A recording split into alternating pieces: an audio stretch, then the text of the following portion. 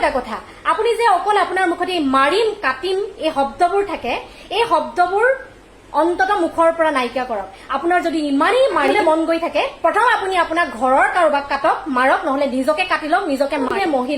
মহিলাসকলক কেতিয়াও দুৰ্বল বুলি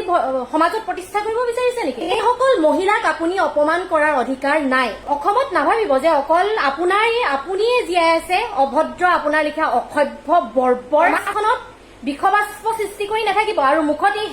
হেংদাং শব্দটো এই হেংদাং শব্দটো আপোনাৰ মুখৰ পৰা সোনকালে আঁতৰক হেংদাংৰ অধিকাৰ আমাৰ আহোমসকলে অনা আহোমে